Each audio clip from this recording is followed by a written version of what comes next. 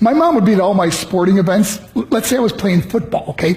My mother would be on the sidelines, and if the play on the field started going one way, my mother would run along like, Mark, get him, get him! I'd be like, oh my gosh.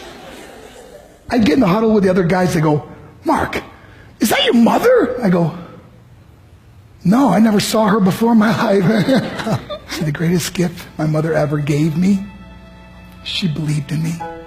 I have overdosed on drugs on 3 occasions where I should have been dead. But I believe I was kept here for a reason. You show me your friends, I will show you your future. How do I know this? I hung out with losers, and I became the biggest loser of them all because I gave up everything I dreamt about as a little boy because of who I chose to surround myself with. My friends would drive me home at 2, 3, 4 in the morning. We'd be drunk and high, laughing in the car. We'd pull up in front of my house in New York. They go, Mark, the light's on. I go, oh man, my mother's up. See, my mom wouldn't go to bed until she knew her son was still alive.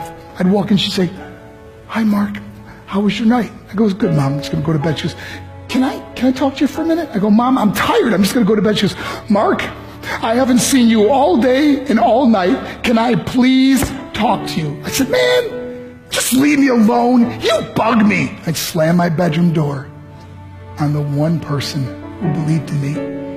I was on a worldwide tour and we were wrestling overseas in Japan. After my wrestling match, I went upstairs in my hotel room and I fell asleep. There was a knock at my door at 3 o'clock in the morning.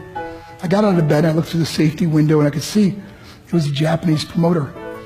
So I opened the door and he said, Mark, you need to call home. There's been an emergency. I went and got on the hotel room phone. I called back to the United States and said, hey, what's going on? I said, Mark, I don't know how to tell you this. I said, just tell me what happened.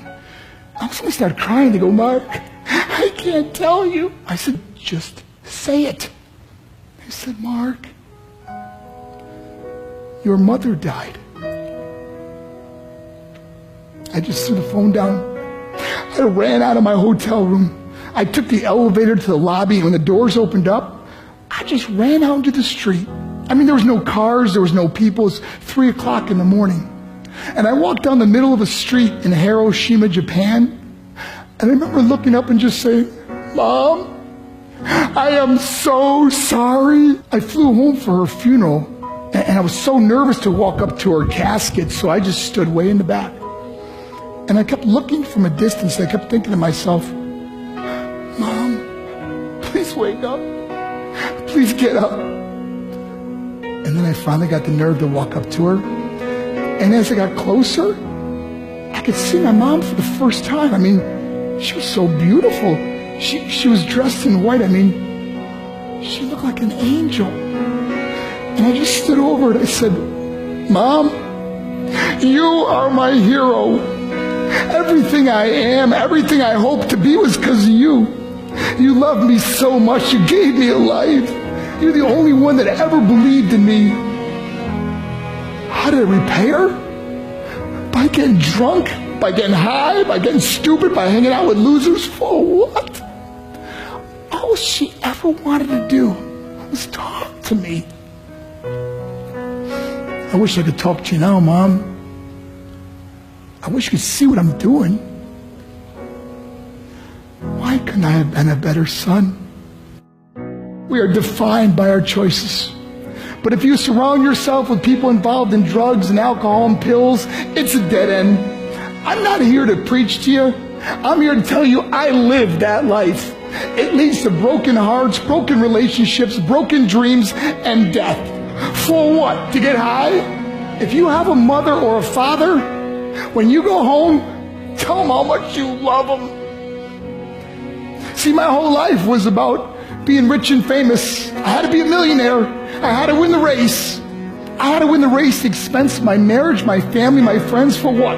To be all alone in the world? I learned what is truly important, and that is how precious this gift of life is, and our families, and how quickly it can be taken away. See, I no longer live in time. I live in moments. See, it's not what's in your pocket that matters. It's what's in your heart that truly matters. Love Love is just a word until somebody comes along and gives it meaning. You're the meaning.